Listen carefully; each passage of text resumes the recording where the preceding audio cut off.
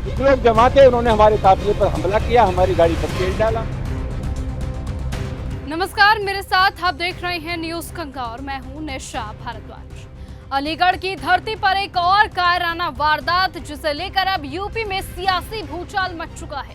सांसद रामजीलाल सुमन पर हुआ हमला क्या महज एक दुर्घटना थी या फिर ये सत्ताधारियों की एक सोची समझी साजिश? गहाना टोल के पास हुए इस हमले में करणी सेना के लोगों ने सांसद सुमन के काफिले पर टायर फेंक कर हमला किया और इसे लेकर करणी सेना के नेता उपेंद्र राणा ने खुलकर हमले की जिम्मेदारी ली कि जब तक तोड़ेंगे नहीं तब तक छोड़ेंगे नहीं। यही था उनका ऐलान। सवाल उठता है कि क्या ये हमला सिर्फ एक विरोध था या फिर इसमें गहरे सियासी संकेत थे?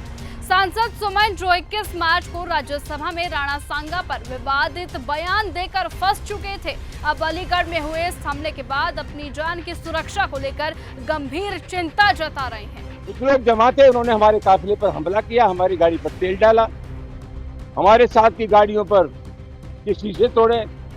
वो साजिशन हमारे ऊपर हम पर हमला करने आए थे, हमारी हत्या करने आए थे। राज्य सरकार का उनको संरक्षण प्राप्त है और जिस दिन से 12 अप्रैल को आगरा में वो तथाकथित सभा हुई है जिसमें तलवार लहराई गई, अवैध असले लहराए गए, प्रशासन ने जो जिन शर्तों पर सभा की अनुमति दी थी वो सब अनुमतियों की वो सब धज्जियां उड़ाई गई। इसके बाद वो बदान्ध हो गए क्योंकि कार्रवाई नहीं हुई। राज्य सरकार का ऐसे तत्वों को संरक्षण प्राप्त है और यही कारण है कि आज हमारे ऊपर कातलाना हमला हुआ। सवाल है कि क्या सरकार जानबूझकर इस हिंसा को बढ़ावा दे रही है? क्या ये एक सुनियोजित साजिश है? साथ ही मूल सवाल ये है कि क्या यूपी में कानून सिर्फ बड़े नेताओं के लिए है या फिर आम नागरिकों के लिए भी इसकी कोई अहमियत है? रामजीलाल सुमन का कहना है कि प्रशासन को पहले से इस चीज की जानकारी थी और फिर भी ये हमला उन पर करवाया गया। कि क्या ये यूपी के प्रशासन की नाकामी का नतीजा नहीं है? उपेंद्र राणा का ये बयान है कि जब तक तोड़ेंगे नहीं तब तक छोड़ेंगे नहीं। ये बयान यूपी की सियासत को और भी सुलगाने वाला काम कर रहा है। क्या सरकार की खामोशी नहीं है जो इसे बढ़ावा देती है? और साथ ही साथ उपेंद्र राणा ने उन हमलावरों को योद्धा करार दे दिया है। उन्होंने सोशल मीडिया प्लेटफॉर्म पर एक लंबा चौड़ा पोस्ट किया और उसमें उन हमलावरों को योद्धा करार दिया और कहा कि इस तरह से जब तक राणा सांगा पर उन्होंने जो टिप्पणी की थी उसका बदला नहीं लिया जाएगा तब तक रामजीलाल सुमन को माफ नहीं किया जाएगा। हम इस हमले की पूरी जिम्मेदारी लेते हैं, लेकिन दुख इस बात का है मुझे कि वह फिर बच गया, क्योंकि सिर्फ कुछ गाड़ियां ही टूट पाई हैं।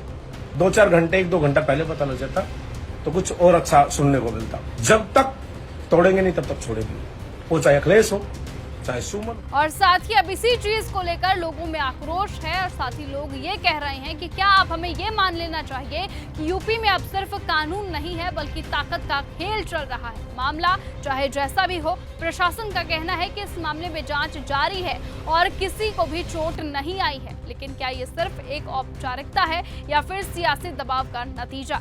ये घटनाक्रम यूपी की सख्त कानून व्यवस्था की असलियत को एक बार फिर से उजागर करता है। सवाल है कि क्या हम अब भी ये मान लें कि यूपी में अपराधियों का मनोबल इतना ज्यादा बढ़ चुका है कि वो सरेआम ऐसे हमले कर रहे हैं और सरकार सिर्फ मूक दर्शक बन बैठी है।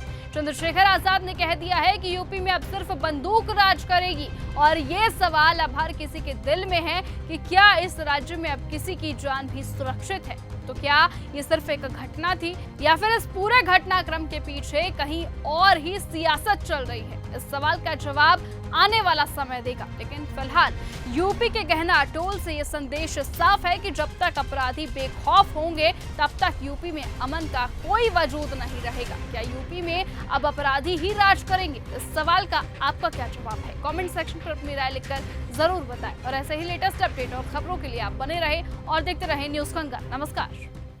ऐसी ही खबरों को सुनने और देखने के लिए सब्सक्राइब करना बिल्कुल मत भूलिएगा चैनल न्यूज गंगा। खबरें अच्छी लगी तो लाइक का बटन दबाना बिल्कुल मत भूलिएगा। कमेंट बॉक्स में टाइप भी कर सकते हैं और हाँ, शेयर करना भी बिल्कुल मत भूलिएगा।